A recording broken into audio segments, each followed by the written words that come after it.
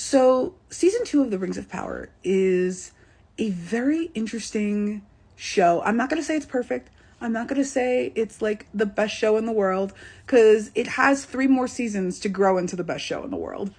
But I am going to say you will be highly entertained watching it. I think season 2 really comes into its own in a way that season 1 doesn't necessarily have the space to. Season 1, I will admit, is a little bit choppier. It's a little bit, there's just certain things where if you are someone who's read this series, you're going to be like, what? So I understand how season 1 would rankle a little bit for someone who's been like mired in the series, because there are definitely things about the Rings of Power season 1 that do bother me from a lore standpoint. Like, Finron Felagund does not die that way. And Elrond was never really a politician like that. I love politician Elrond. Also, Robert Aramayo, like, hi, sir. But I feel like this is something that I had to remember. The Second Age of Middle-earth doesn't necessarily have a whole lot to go on. Like, they're doing this whole thing about the Rings of Power and all of that. But as far as I'm aware, we have, like, the Akalabeth and we have the Fall of Numenor, and that's about it.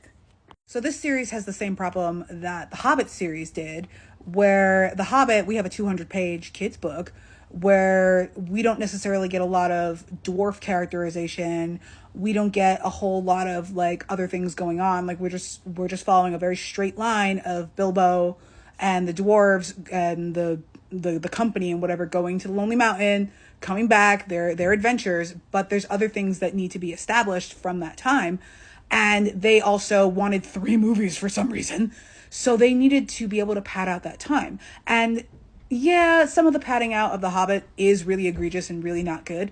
But when you have 13 dwarves and all you know about them is that their names rhyme, you do need to expand upon that. So they really did need the extra book time and the original material there.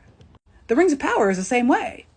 So once you start being a little bit less precious about the lore and staying entirely on the text when it comes to an adaptation, because of course the medium is the message, so a TV show isn't necessarily going to convey the same information in the same way as like 4 paragraphs of the Akalabeth. And since we had season 1 to kind of establish what the feel of the series is going to be, season 2 is better for it. And without spoilers, I think that season 2, even if it's not the most super book accurate thing, I think it really does capture and encompass the themes of just horrible, crushing defeat. And even in your successes, you are in the process of failing, which is just all the Second Age is.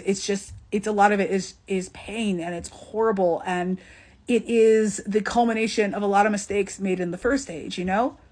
And in the middle of it, you have this weirdly Tumblr-fied connection between Galadriel and Sauron, which we already knew about from season 1, but it's different because they're not really together in the season, because at the end of season 1, like, Halbrand goes away. I couldn't recommend this show enough. I really can't. Like, I think if you're a Lord of the Rings fan who needs entire like book accuracy in all of your adaptations, 1, I feel like you shouldn't be engaging in the adaptations, and 2, maybe this isn't for you. But if you're a person who just likes good TV and likes being in this world and is here for what they're doing, I would watch it. I think it's really good.